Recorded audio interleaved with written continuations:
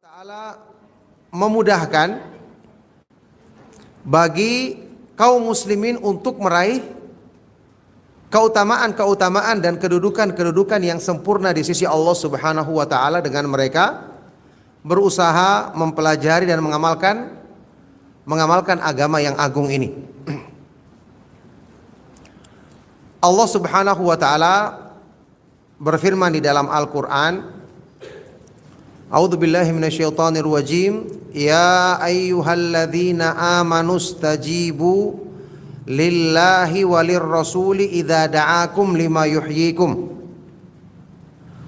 Wahai orang-orang yang beriman, penuhilah panggilan Allah dan panggilan Rasulnya yang mengajakmu untuk memberikan kebaikan hidup bagimu.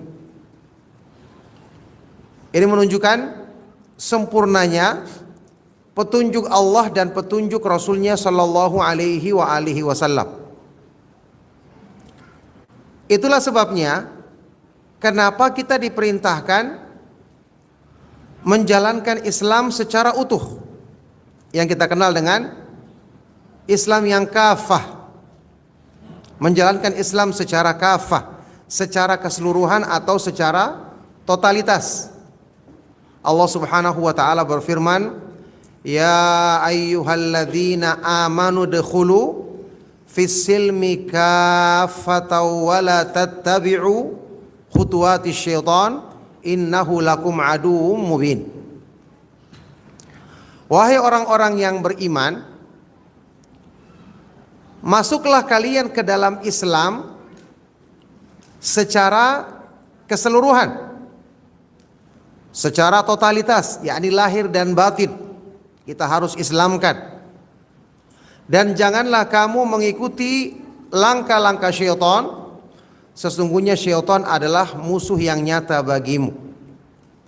Jadi yang berislam itu bukan cuma anggota badan kita, bukan hanya lisan kita yang selalu berzikir atau membaca Al-Quran ataupun berdoa, tapi hati kita diislamkan, pemikiran kita diislamkan, hawa nafsu kita ditundukkan di jalan Allah Subhanahu wa taala agar mengikuti petunjuk Islam. Inilah makna Islam yang kafah.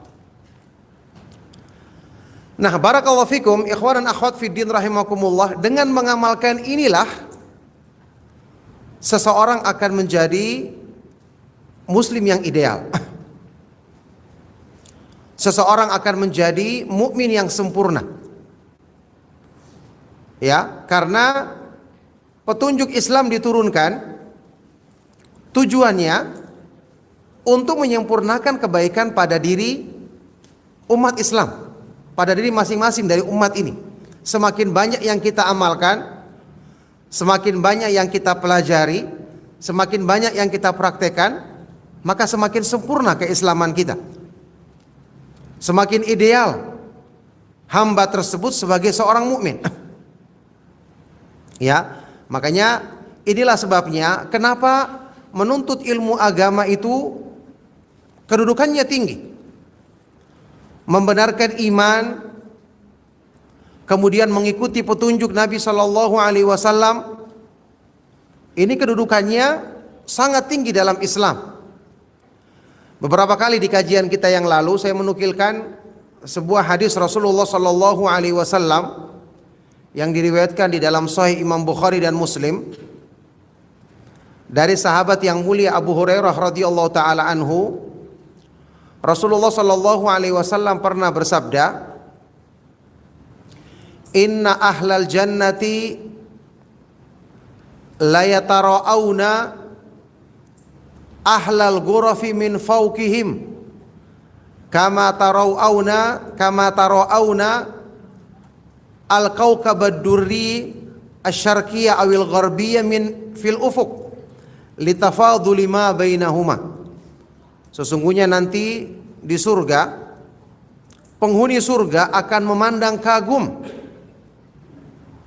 akan melihat dengan kagum orang-orang yang menempati kamar-kamar yang indah di surga di atas mereka, sebagaimana kalian ketika di dunia memandang bintang yang sangat terang yang ada di timur atau di barat, yang ada di ufuk timur atau barat. Karena perbedaan tingkatan di antara keduanya. Ya, ini penduduk surga.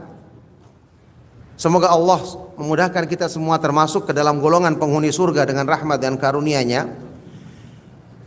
Di surga nanti mereka masih melihat dengan kagum, ya tentu saja orang-orang yang kedudukannya lebih tinggi. Karena perbedaan tingkatan di antara keduanya. Ketika mendengarkan hadis ini, apa tanggapan para sahabat radhiyallahu taala anhum ajma'in? Mereka berkata, "Ya Rasulullah, tilka manazilul anbiya'i lam yablugha ghairuhum." Wahai Rasulullah, bukankah itu adalah kedudukan atau tingkatan yang ditempati para nabi alaihi wassalatu wassalam, tidak mungkin dicapai oleh selain mereka. Bayangkan di surga tempatnya yang paling tinggi lagi. Wajar disimpulkan ini pasti tingkatan orang-orang yang paling sempurna imannya, para nabi alaihi wassalatu wassalam, para rasul, tidak akan dicapai oleh selain mereka. Maka Rasulullah SAW bersabda, bala, tidak demikian. Bukan membatasi seperti itu. Ya, tidak dibatasi seperti itu. Bala rijalun amanu billahi wa saddaqul mursalin. Tidak demikian. Mereka yang menempatinya adalah orang-orang yang beriman kepada Allah dan membenarkan petunjuk para rasul alaihi wassalatu wassalam. Ya. Jadi dengan iman yang benar, kemudian membenarkan dan mengikuti petunjuk Rasul sallallahu alaihi wasallam, seorang hamba akan menjadi hamba yang benar-benar ideal. Tempatnya bukan hanya di surga, bahkan tempat yang tertinggi di surga. Nah, oleh karena itulah jamaah sekalian rahimakumullah, kita perhatikan ketika ayat-ayat Al-Quran dan hadis-hadis yang sahih dari Rasulullah Sallallahu Alaihi Wasallam menyebutkan tentang ukuran yang ideal, ya, dari seorang hamba. Misalnya ketika Allah Subhanahu Wa Taala menyebutkan tentang ciri-ciri orang yang beriman di awal surat Al-Mu'minun. Qad aflahal mu'minun alladzina hum fi salatihim khashi'un. Sungguh beruntunglah orang-orang yang beriman, yaitu orang-orang yang khusyuk dalam salatnya. Kita tahu khusyuk dalam salat adalah salah satu buah iman yang paling manis. Dan tentu orang yang khusyuk salatnya adalah orang yang mengamalkan salat sesuai dengan petunjuk dan contoh yang dipraktekkan oleh Nabi Muhammad sallallahu alaihi wasallam yang bersabda, "Shallu kama ra'aitumuni usalli." Salatlah kalian sebagaimana kalian melihat aku salat. Ini contoh.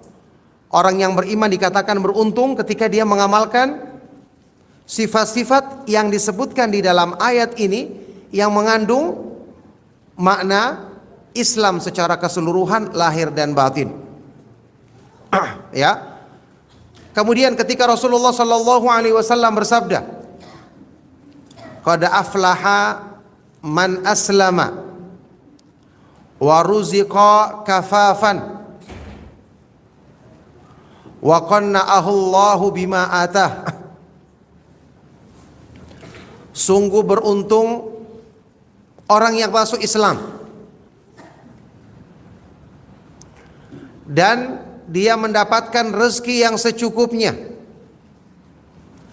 serta Allah Subhanahu wa taala jadikan dia qanaah, menerima pemberian yang Allah bagikan untuknya.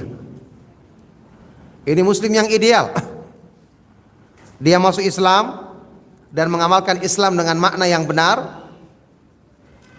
Kemudian dia mendapatkan rezeki yang secukupnya, ternyata tidak berlebihan. Ya, untuk menjadi muslim yang ideal dia tidak mesti harus punya rezeki yang berlebihan, yang secukupnya. Kemudian Allah Subhanahu wa taala jadikan dia qanaah.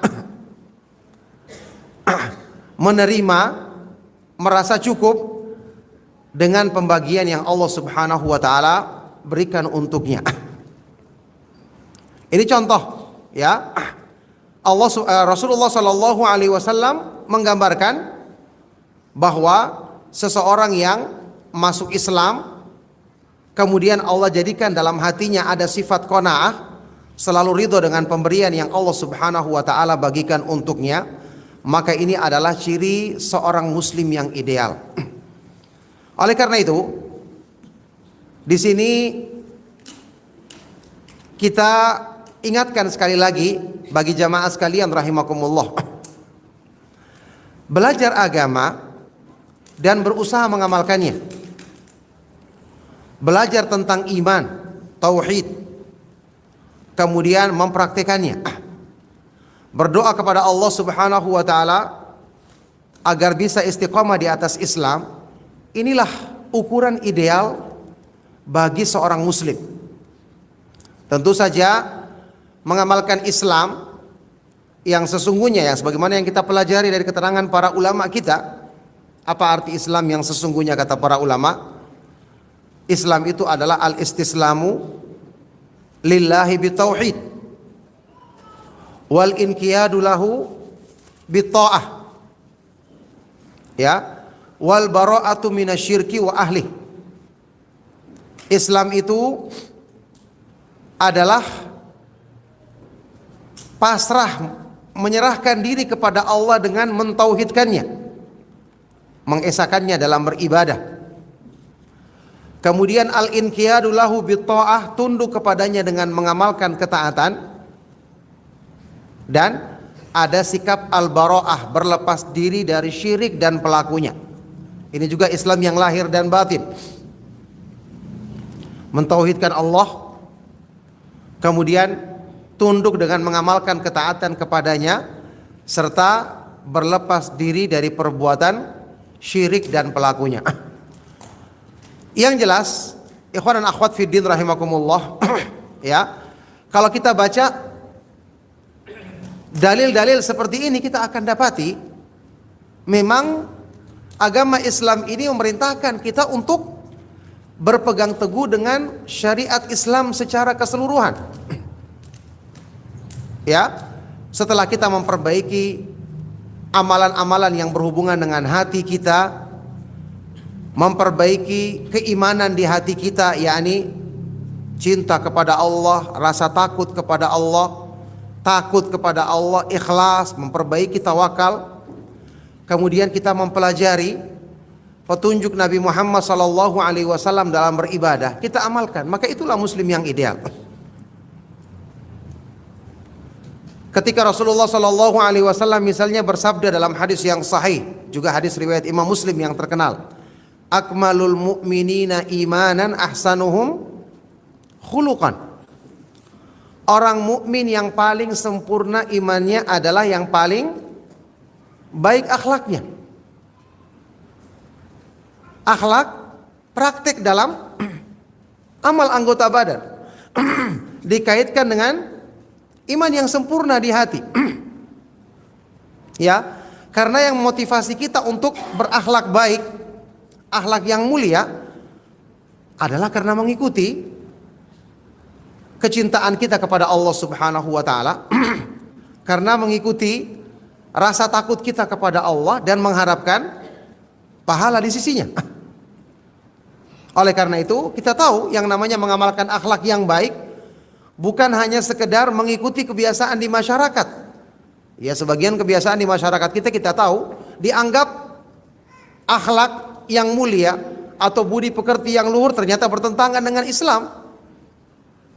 Ya, bertentangan dengan Islam, seperti melakukan penghormatan yang berlebihan, bertemu laki-laki dan perempuan yang bukan mahram kemudian bersalam-salaman. Ya, kita ketahui ini merupakan hal yang dianggap kebaikan di masyarakat padahal bertentangan dengan Islam. Ya, karena yang menjadi motivasi kita untuk mengamalkan akhlak yang mulia yang syariatkan dalam Islam adalah karena keimanan kita kepada Allah Subhanahu wa taala. Maka dengan sebab ini kita bersemangat untuk menjalankan akhlak yang mulia yang dicontohkan oleh Rasulullah sallallahu alaihi wasallam dalam petunjuk beliau. Kemudian contoh lain, jamaah sekalian rahimakumullah. Misalnya hadis Rasulullah sallallahu alaihi wasallam yang menyebutkan tentang orang muslim yang sempurna. Al-muslimu man salimal muslimuna min lisanihi wa yadihi. Orang muslim itu adalah orang yang kaum muslimin lain selamat dari gangguan lisan dan tangannya, selamat dari celaannya, umpatannya, selamat dari gangguan tangannya secara fisik. Dikatakan inilah orang muslim yang sesungguhnya. Ya, inilah orang yang benar-benar tunduk kepada Allah dengan keislamannya. Sekali lagi ini menggambarkan tentang muslim yang ideal adalah orang yang selalu berusaha mengamalkan syariat Allah Subhanahu wa taala secara keseluruhan, lahir dan batin. Bahkan ikhwan dan akhwat fiddin rahimakumullah, Rasulullah sallallahu alaihi wasallam ketika Allah Subhanahu wa taala sebutkan di dalam Al-Qur'an petunjuk Nabi Muhammad sallallahu alaihi wasallam disifati sebagai uswatun hasanah, teladan yang baik. Pastinya kita semua sepakat Nabi Muhammad sallallahu alaihi wasallam adalah sosok muslim yang paling ideal, yang paling sempurna dalam mengamalkan petunjuk kebaikan dalam Islam, yang paling sempurna dalam menegakkan hukum-hukum di dalam ayat-ayat Al-Quran, menegakkan akhlak yang mulia, sehingga Allah Subhanahu wa taala memuji Rasulullah sallallahu alaihi wasallam dalam Al-Quran seperti apa? Wa innaka la'ala khuluqin azim di surat Al-Qalam. Dan sesungguhnya engkau wahai Rasulullah benar-benar memiliki akhlak yang agung, akhlak yang mulia, yang luhur. Aisyah radhiyallahu taala anha dalam hadis sahih riwayat Imam Muslim ketika ditanya tentang akhlak Rasulullah sallallahu alaihi wasallam, maka Aisyah radhiyallahu taala anha mengatakan kana khuluquhul Quran. Akhlak Nabi Muhammad sallallahu alaihi wasallam adalah Al-Qur'an. Artinya beliau adalah orang yang paling sempurna menegakkan hukum-hukum Al-Quran, melaksanakan perintahnya, menjauhi larangannya. Beliau adalah orang yang membaca Al-Quran dan merenungkan isinya, karena tidak mungkin mengamalkan kalau tidak faham dan tidak berusaha merenungkan kandungan Al-Quran. Nah, ketika Allah Subhanahu wa taala menyebutkan di surat Al-Ahzab tentang kedudukan sunnah Rasulullah sallallahu alaihi wasallam sebagai teladan yang baik bagi orang yang beriman, ini juga Allah Subhanahu wa taala gandengkan dengan iman kepada hari akhir, mengharapkan pahala di sisi Allah Subhanahu wa taala pada hari kiamat. Yaitu dalam firman Allah Subhanahu wa taala di surat Al-Ahzab, laqad kana lakum fi Rasulillahi uswatun hasanatun liman kana yarjullaha wal yawmal akhir wa dzakarallaha katsira. Sungguh-sungguh telah ada pada diri Rasulullah sallallahu alaihi wasallam uswatun hasanah, contoh teladan yang baik bagimu, panutan kebaikan, yang berarti ini adalah sebab yang akan menjadikan kita selalu menempuh jalan yang lurus, selalu mengikuti jalan Allah. Allah berfirman di selanjutnya, liman kana, bagi orang yang mengharapkan rahmat Allah dan mengharapkan balasan kebaikan di hari akhir. Lihat, digandengkan antara meneladani petunjuk Nabi Muhammad SAW dalam mengamalkan ibadah, dalam bermuamalah, dalam berakhlak, dalam semua urusan agama kita, digandengkan ini akan semangat diikuti oleh orang yang beriman kepada Allah dan mengharapkan balasan pahala di hari akhir. Sehingga ketika menjelaskan makna ayat ini di dalam tafsir Taysirul Karimir Rahman fi tafsiri Kalamil Mannan oleh Syekh Abdurrahman bin Nasir As-Sa'di rahimahullah ta'ala, ketika menafsirkan ayat ini beliau berkata, hadhil uswatul hasanatu innama yaslukuha wa yuwaffaqu laha man kana yu'minu billahi wal yaumil akhir fa innama ma'ahu minal imani billahi wa raja'i thawabihi wa khawfi iqabihi hadzal ladzi yadfa'uhu ala ta'assi bin nabi sallallahu alaihi wasallam.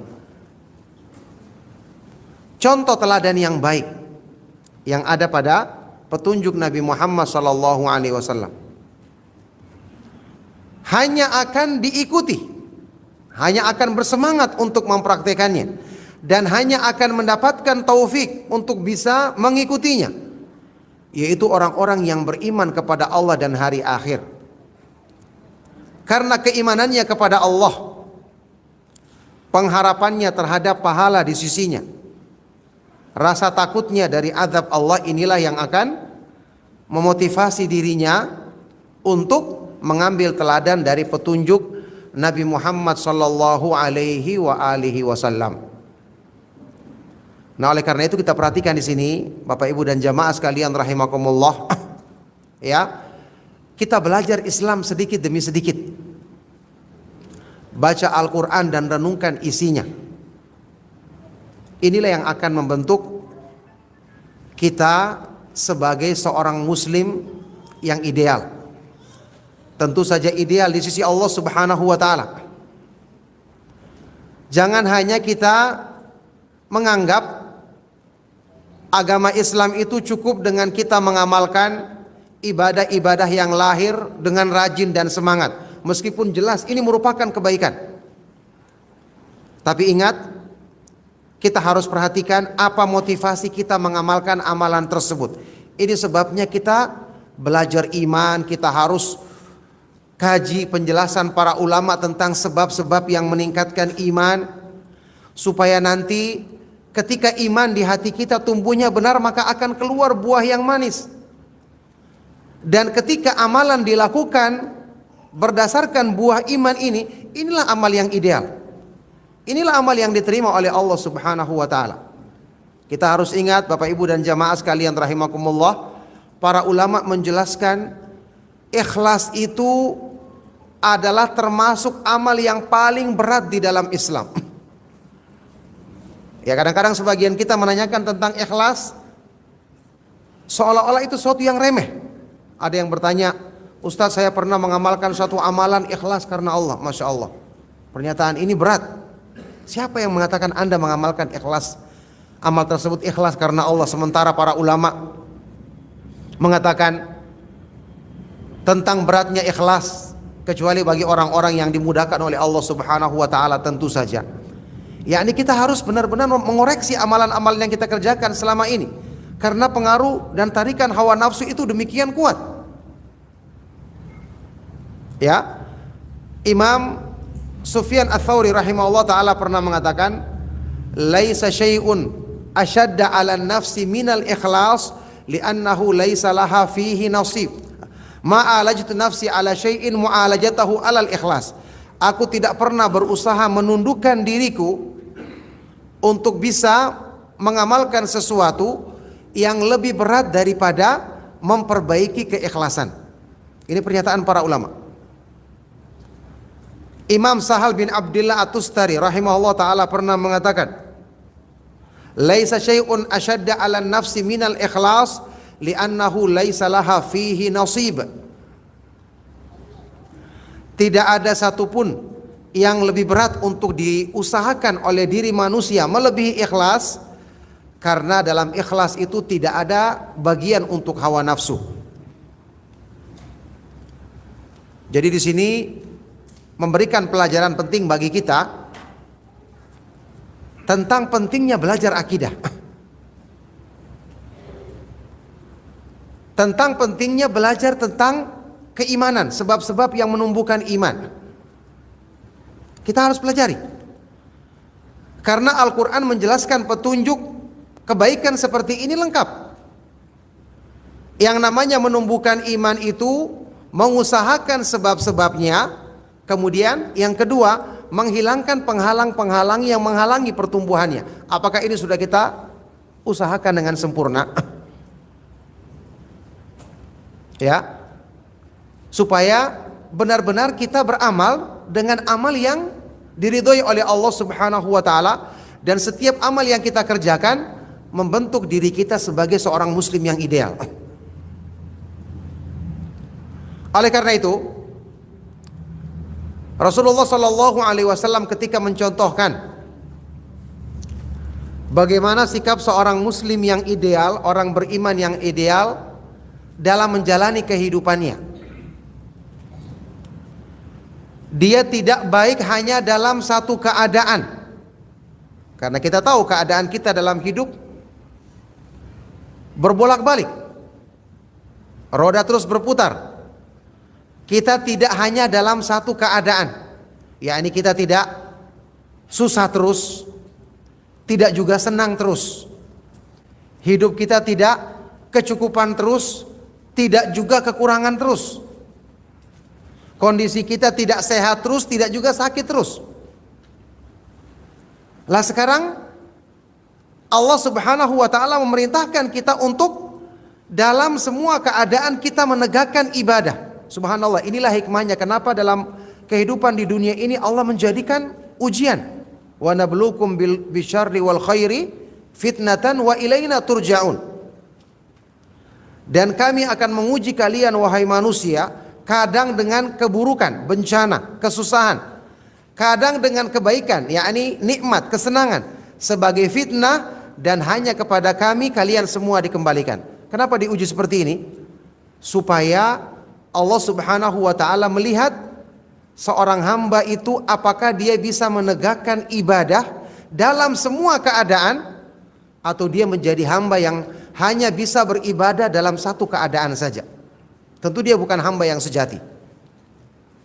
Ya, jadi masing-masing keadaan itu punya ubudiyah tersendiri. Punya ubudiyah tersendiri.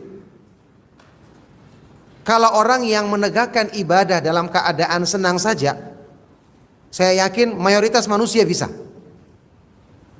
Ya, dalam keadaan lapang, dalam keadaan senang, dia bisa tetap ngaji, dia bisa membantu orang, dia bisa menegakkan ibadah. Yang namanya senang, hawa nafsu kita dituruti, ya gampang kita bisa mengerjakan kebaikan. Tapi coba ketika diuji dalam keadaan susah. Siapa yang tetap bersangka baik kepada Allah? Siapa yang tetap menegakkan ibadahnya? Siapa yang tetap ridho dengan keadaannya? Ini yang sedikit manusia untuk bisa melakukannya. Padahal kita tahu bersabar di dalam iman itu kedudukannya seperti apa? Seperti kepala. Ya, kedudukannya seperti kepala pada tubuh manusia. Kalau hilang kepala, ya berarti hilang, binasa tubuh. Sabar tidak ada berarti iman tidak ada. Nah, ujian Allah jadikan selalu menimpa hidup kita meskipun tidak terus-menerus. Artinya kesusahan, ternyata tujuannya adalah untuk menyempurnakan kesabaran kita, dan dengan sebab ini kita bisa mendapatkan kebaikan. Ya, Rasulullah Shallallahu Alaihi Wasallam dalam hadis riwayat Imam Muslim, ini juga hadis yang cukup terkenal, yang menggambarkan bahwa orang yang benar-benar berbolak-balik dalam kehidupannya hanyalah orang yang beriman, orang yang ideal dalam imannya. Rasulullah Shallallahu Alaihi Wasallam bersabda, "Ajaban li amril mu'min, inna amrahu kullahu khairun, wa laisa dzalika li ahadin illa lil mu'min." Ajaban, alangkah indah keadaannya orang yang beriman. Dipuji keadaannya, mengagumkan, ajib. Kenapa? Karena semua keadaannya selalu membawa kepada kebaikan, berbolak-balik dalam suasana apapun, selalu mendatangkan kebaikan baginya. Walaisa dzalika li ahadin illa lil mu'min. Dan ini tidak akan bisa diraih oleh seorang pun kecuali orang yang beriman. Ingat, harus ada penjelasan, harus ada syarat khusus. Tidak akan baik keadaan kalau tidak ada iman. Berarti kalau iman di hati kita lemah, sebanyak apapun amal yang kita lakukan tidak ada manfaatnya.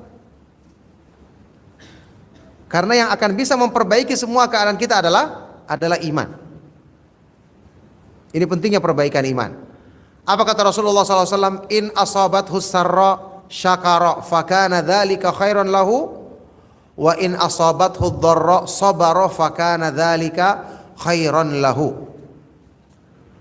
Kalau dia ditimpa kesenangan atau nikmat, dapatkan hal-hal yang disukai oleh dirinya, maka dia akan bersyukur, maka ini menjadi sebab kebaikan bagi dirinya. Wa in asabathu dharra, sebaliknya kalau dia ditimpa bencana, kesusahan, kesulitan, maka dia akan bersabar dan ini menjadi sebab kebaikan bagi dirinya. Nah, disinilah kenapa orang yang beriman selalu meminta kepada Allah Subhanahu wa taala taufiknya dalam menghadapi semua keadaannya. Ya, kebanyakan orang dia akan berdoa kepada Allah, meminta kepada Allah kalau dia dalam kondisi susah.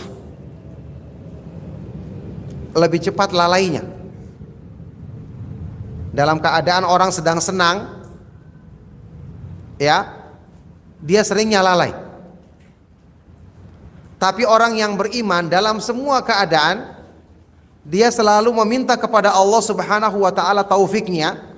Sampai pun ketika dia berbuat baik, dia mohon kepada Allah agar sebab-sebab kebaikan ditetapkan pada dirinya. Kemudian ketika dia melihat orang yang berbuat buruk, tetap dia memohon kepada Allah agar dijauhkan dari sebab-sebab keburukan tersebut. Inilah sikap seorang muslim yang ideal. Jadi seorang muslim memahami bahwa petunjuk Allah Subhanahu wa taala, taufiknya bagi dirinya, inilah yang menentukan kebaikan pada dirinya. Makanya Allah Subhanahu wa taala mengingatkan di dalam Al-Qur'an. Dan ini penjelasan yang diterangkan oleh Imam Ibnu Qayyim rahimahullah taala dalam kitab beliau Al-Fawaid tentang makna firman Allah Subhanahu wa taala di dalam surat Al-Baqarah. Ketika kita menghadapi urusan dalam kehidupan kita, ada yang menyenangkan, ada yang tidak menyenangkan. Allah Subhanahu wa taala berfirman, "Wa asa an takrahu syai'aw wa huwa khairul lakum, wa asa an tuhibbu syai'aw wa huwa syarrul lakum, wallahu ya'lamu wa antum la ta'lamun."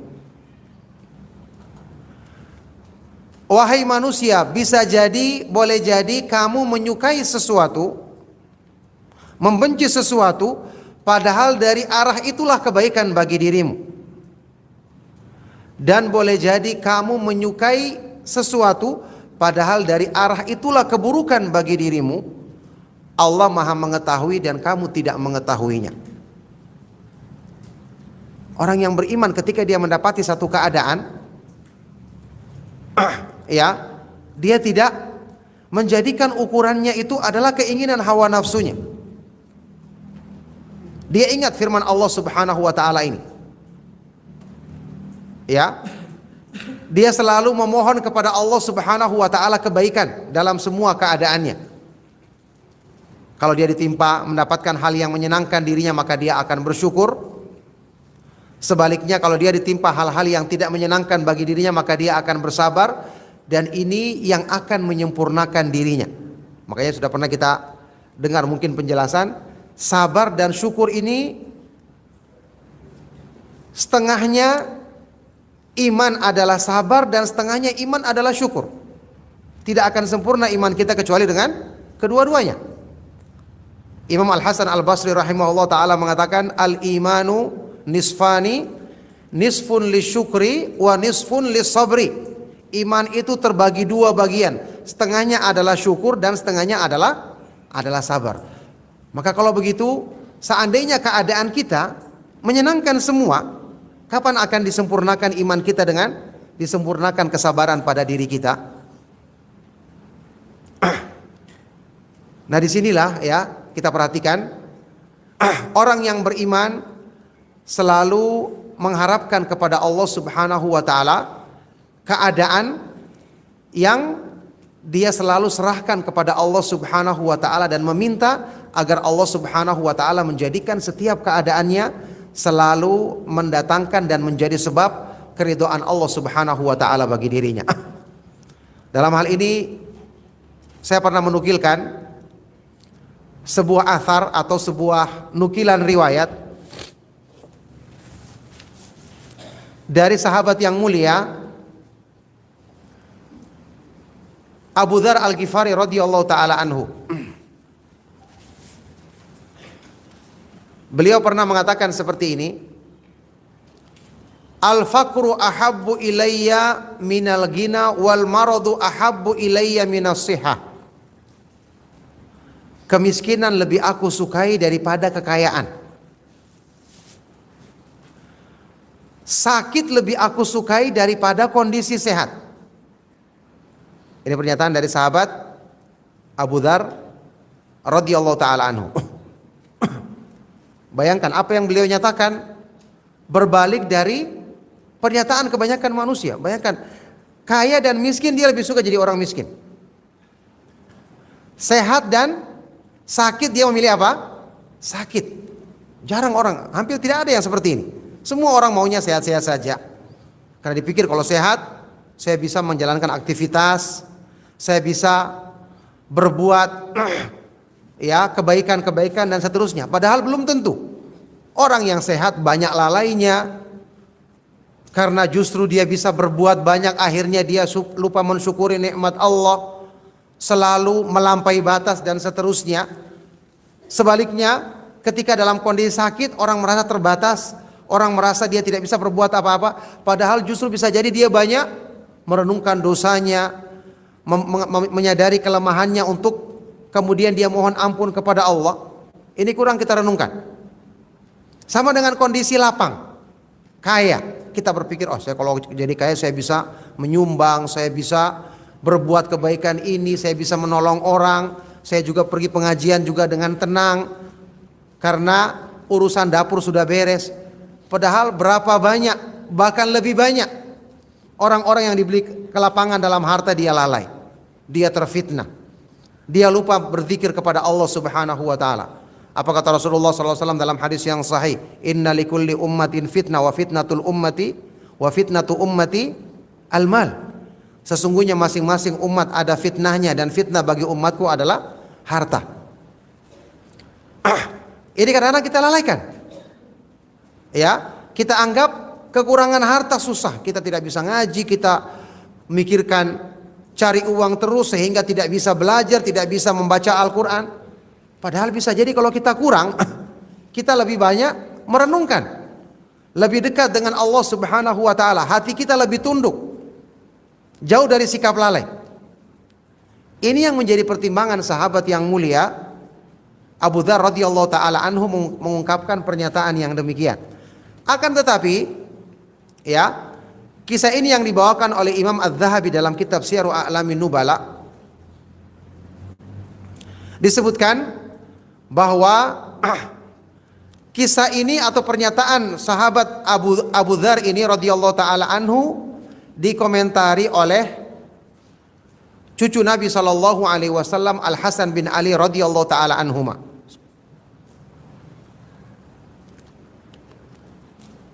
Alhamdulillah.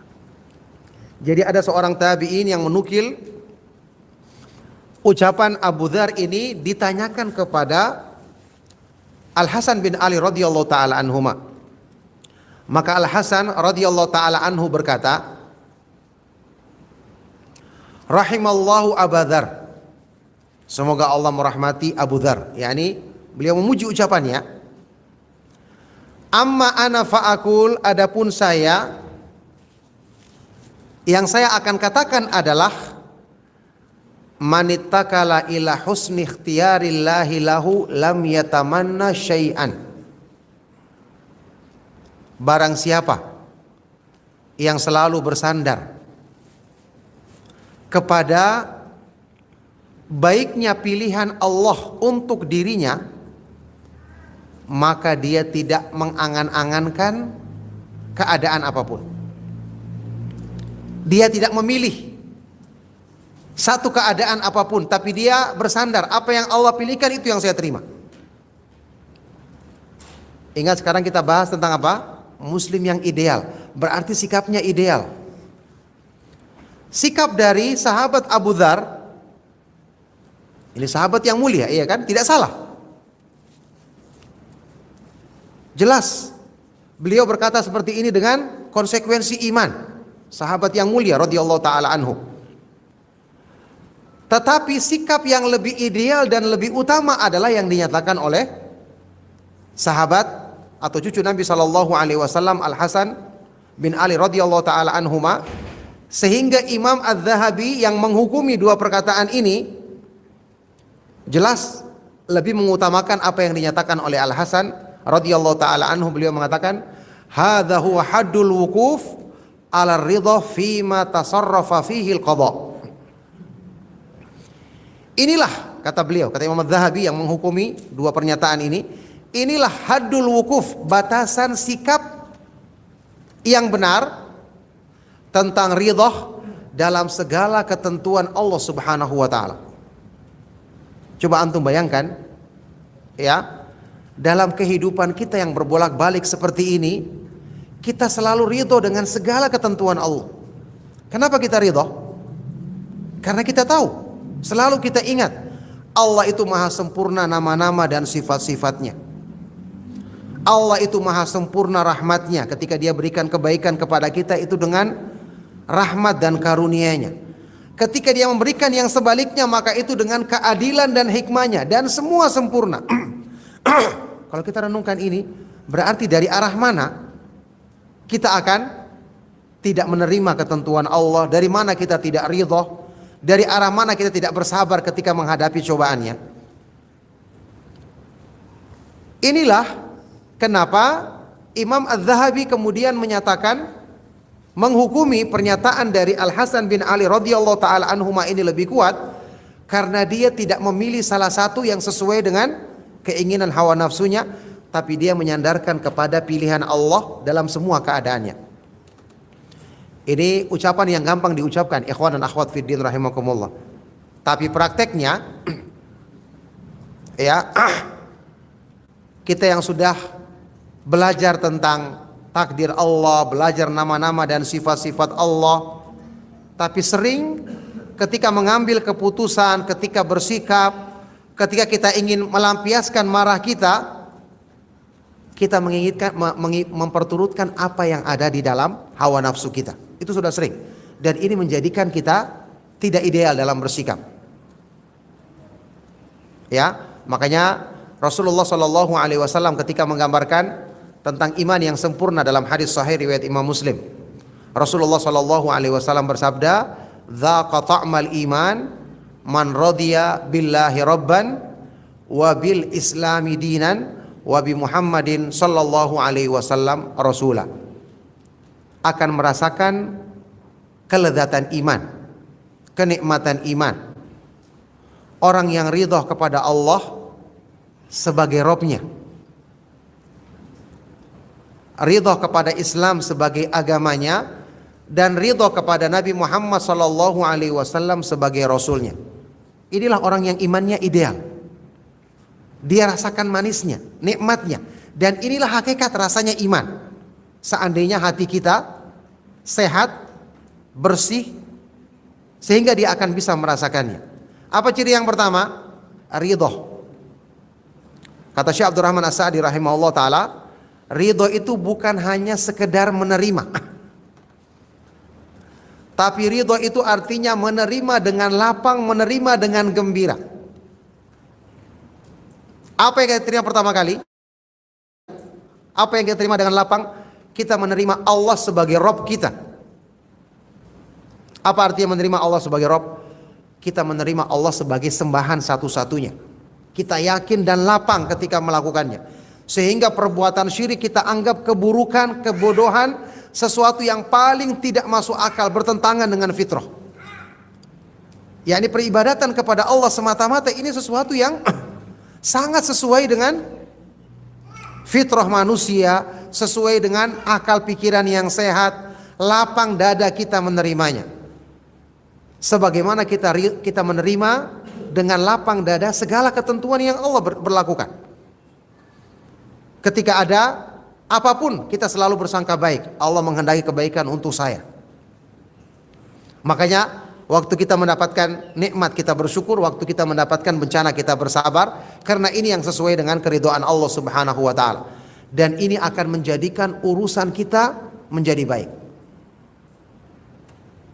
Ya.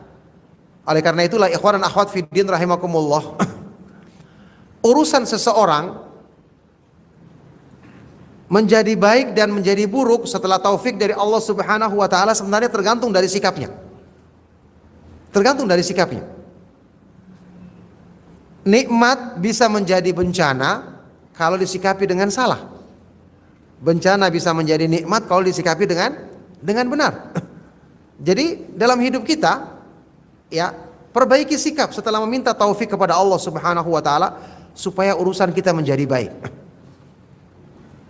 Jadi ridho billahi rabban, ridho kepada Allah sebagai Rabb itu adalah maknanya, ya, termasuk dengan ridho terhadap segala ketentuannya, ridho tentang apa yang Allah pilihkan bagi kita, dengan selalu kita mengingat Allah Subhanahu wa taala memutuskan ketentuannya pasti berdasarkan ilmunya yang sempurna, hikmahnya yang sempurna, pilihannya yang sempurna, rahmatnya yang sempurna, tidak akan pernah lepas dari semua itu.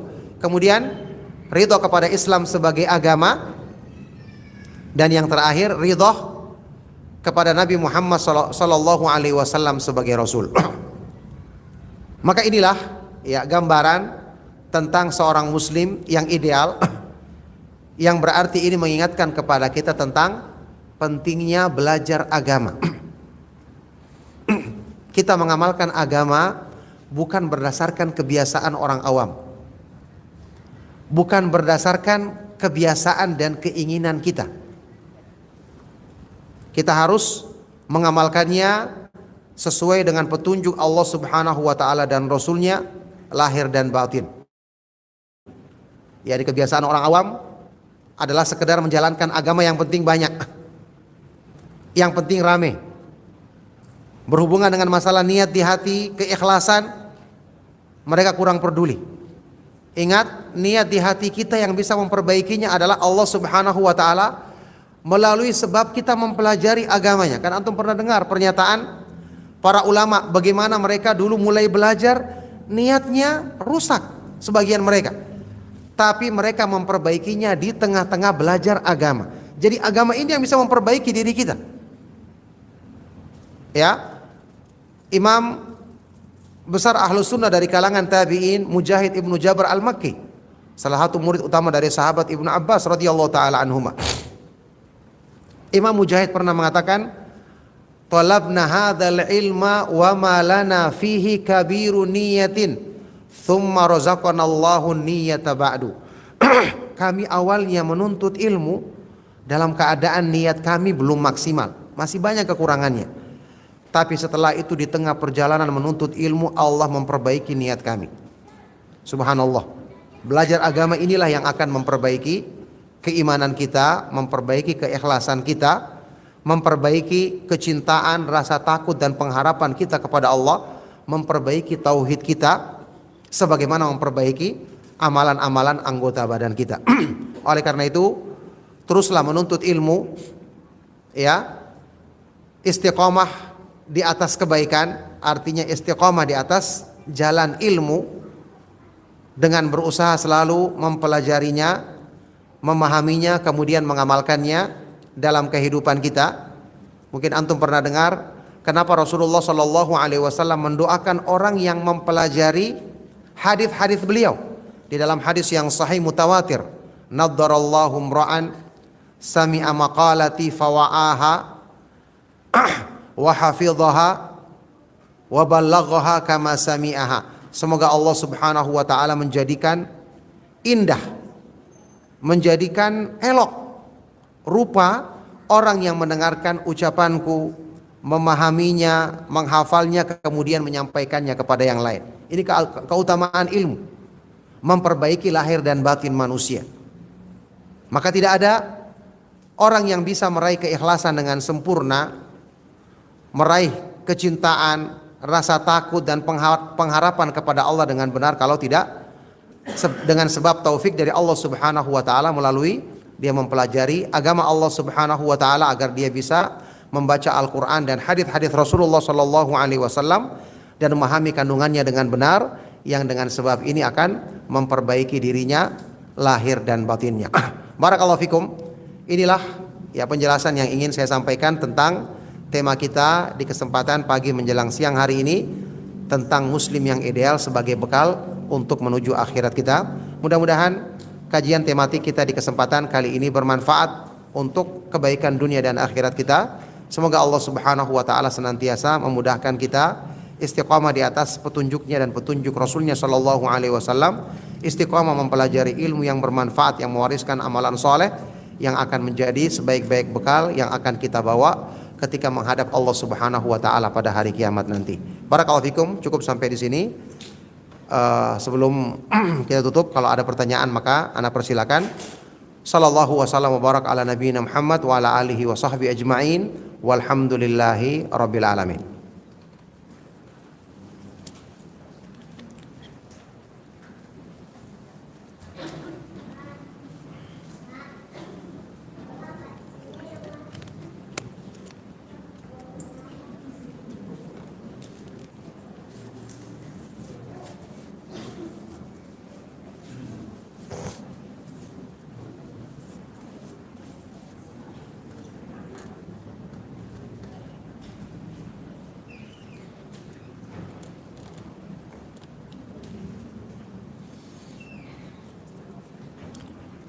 Silakan kalau ada pertanyaan Bapak Ibu.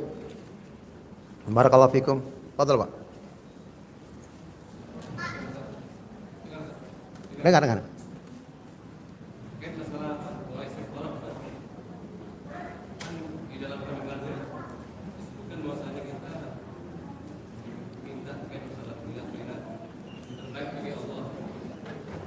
Terus ingin saya tanyakan, kalau seandainya kita sudah memilih, misal untuk jelasnya, misal kita sudah dapat sesuatu itu, Iya. kita sudah dapat pekerjaan itu, yang seterusnya doa yang pas itu apa? Bukan tetap doa istiqomah juga, ataukah doa yang lain? Misalkan orang-orang mencari pekerjaan, setelah masalah sini, dia baca doa istiqomah sebelumnya, terus dia dapat pekerjaan itu. Apakah doa istiqomah itu tetap dia baca? Kemudian dia bentuk kepada apa itu tetap baik atau tidak? Iya, barakallahu fikum. Jazakallahu khairan, ini pertanyaan sangat baik sekali mengenai doa istikharah. Ketika seseorang ya akan melakukan pilihan dalam urusan dunianya karena dia tidak mengetahui mana yang terbaik dari pilihan tersebut, disyariatkan dalam hadis yang sahih untuk kita istikharah karena kita ingin meminta kepada Allah Subhanahu wa taala sesuai dengan ilmunya yang maha sempurna tentang kebaikan dari urusan tersebut yang tentu manusia tidak mengetahui akibat dari segala sesuatu. Ternyata setelah dia istikharah dia dapatkan. Ya, pertama istikharah itu kita lakukan sebelum kita melakukan urusan tersebut. Yani ketika kita berkeinginan misalnya untuk tadi mencari pekerjaan, kita dapatkan tawaran pekerjaan, kita istikharah. Ya Allah, kalau ini baik untuk agamaku, dunia akhiratku dan seterusnya. Kalau tidak maka palingkan aku darinya. Ternyata kita dimudahkan, diterima di pekerjaan tersebut. Ya. Apa yang kita lakukan setelah itu? Pertama, doa dalam istikharah kan tidak hanya kita baca di waktu sholat saja. Doa ini kita baca dalam keseharian kita. Kalau kita dapatkan pekerjaan kita ternyata baik, tidak melalaikan, waktunya juga longgar, kita bisa laksanakan sholat pada waktunya, kita terus minta kepada Allah agar kebaikan-kebaikan ini ditetapkan pada diri kita. Kalau ternyata dalam pekerjaan tersebut kita sudah dapatkan ada hal-hal yang menjadikan kita lalai, sampai pun misalnya asalnya mungkin tidak ada larangan sholat, tapi ternyata kita jadi sibuk, ambisi kita semakin meningkat terhadap dunia, ya kita harus segera introspeksi diri, mohon lagi petunjuk kepada Allah agar diperlihatkan kepada kita keburukan dari urusan dunia yang kita lakukan tersebut. Ya, kalau timbul misalnya ada hal-hal yang seperti tadi, berarti ini bagian dari petunjuk Allah dalam istikharah kita yang awal. Kan belum tentu kita simpulkan, oh ini berarti Allah terima istikharah saya, buktinya saya diterima dalam pekerjaan tersebut. Belum tentu. Ya, karena waktu itu mungkin belum nampak. Bisa jadi kita istikharahnya kurang khusyuk. Jangan kita mengatakan seolah-olah pasti kalau kita istikharah dikabulkan oleh Allah, belum tentu. Tapi ternyata dalam perjalanan kita melihat pekerjaan ini ada hal-hal yang merugikan dalam iman kita. Berarti bisa jadi inilah petunjuk dari Allah tentang keburukan pekerjaan tersebut. Makanya tetap kita berdoa kepada Allah dalam doa-doa kita agar selalu urusan-urusan dunia kita jangan menjadi sebab yang melalaikan kita dari mengingat Allah Subhanahu wa taala. Kalau itu ternyata kita dapatkan kebaikan, terus juga kita minta kepada Allah agar urusan-urusan dunia kita tersebut yang membawa kepada kebaikan senantiasa dimudahkan, selalu menggiring kita kepada kebaikan dengan taufik dari Allah Subhanahu wa taala. Jadi orang-orang yang beriman kan tidak pernah lepas dari doa. Ya, tidak pernah lepas dari doa yang sungguh-sungguh seperti sudah pernah kita contohkan di dalam Al-Qur'an. Para nabi dan para rasul disebutkan innahum kanu yusari'una fil khairati wa yad'unana raghaban wa rahaban.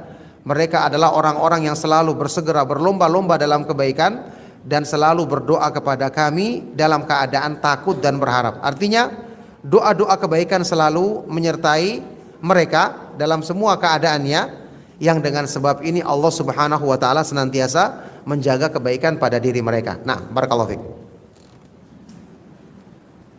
Ada yang lain silakan.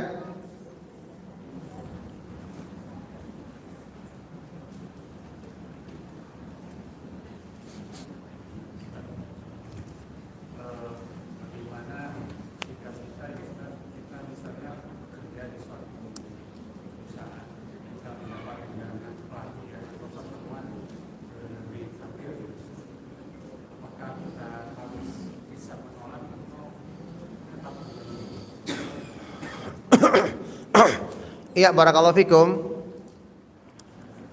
Pertanyaan yang sangat baik sekali dari beliau yang bertanya tentang sikap kita ketika kita bekerja di sebuah perusahaan, ternyata mendapatkan undangan atau perintah dari perusahaan untuk menghadiri pelatihan di negeri kafir. Kita tahu hukum asalnya berkunjung ke negeri kafir yang di situ kita tidak bisa menegakkan syiar-syiar agama kita, dilarang oleh para ulama. Jangankan negeri kafir, negeri yang mengaku muslim saja tapi kemudian banyak tersebar hal-hal yang buruk di sana.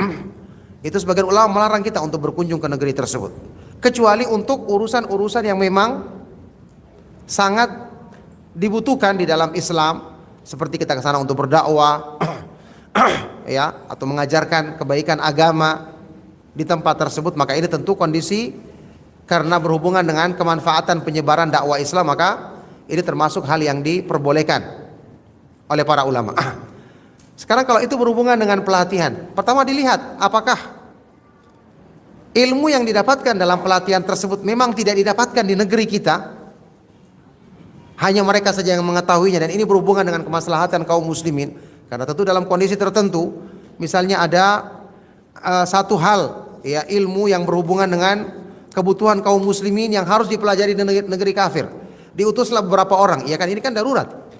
Kita ke sana tentu untuk belajar dan tetap berusaha menegakkan agama kita. Setelah selesai kita langsung pulang. Tapi kalau tadi sekedar pelatihan yang ini juga bukan sesuatu yang ya hanya diketahui oleh orang kafir tersebut atau oleh negeri kafir tersebut, bisa kita pelajari dengan cara yang lain, maka ini tidak merupakan alasan untuk membolehkan pergi menghadiri kegiatan tersebut. Nah, barakallahu fiik.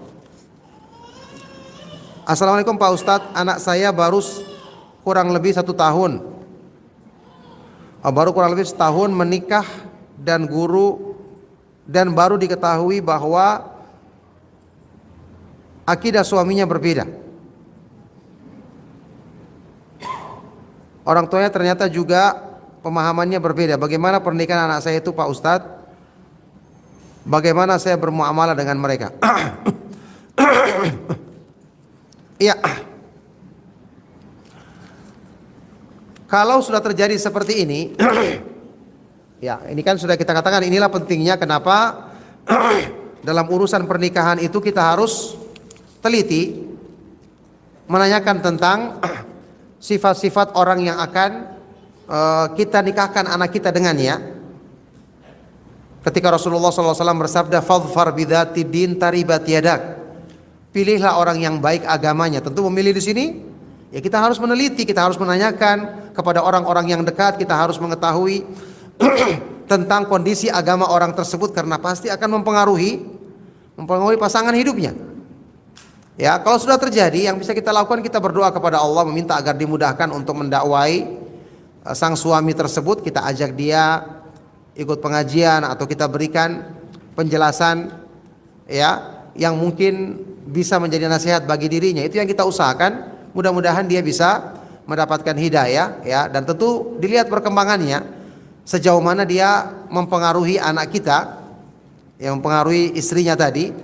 Apakah dia termasuk orang yang agresif mengajak istrinya juga untuk ikut pengajian-pengajian yang menyimpang tersebut? Ya, kalau dia termasuk orang yang seperti itu, ya ini mungkin membutuhkan pertimbangan lagi. Ya, karena jangan sampai nanti akan merusak akidahnya. Ya, cuman kalau misalnya dia adalah orang yang biasa, mungkin masih hanya simpatisan saja, maka kita ajak ya dengan cara yang baik tentu saja untuk bisa mendengarkan kajian-kajian yang berdasarkan pemahaman Ahlus Sunnah wal Jamaah, atau kita adakan kajian di rumah kita, atau kita minta tolong seseorang yang bisa mendekati dia. Mudah-mudahan Allah Subhanahu wa taala membukakan hatinya untuk bisa menerima kebenaran. Nah, barakallahu fikum.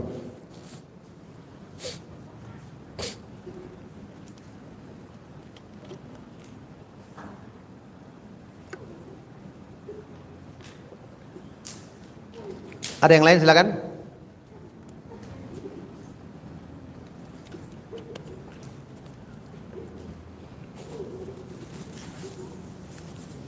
Ya, kalau tidak ada pertanyaan lagi, kita cukupkan sampai di sini kajian kita.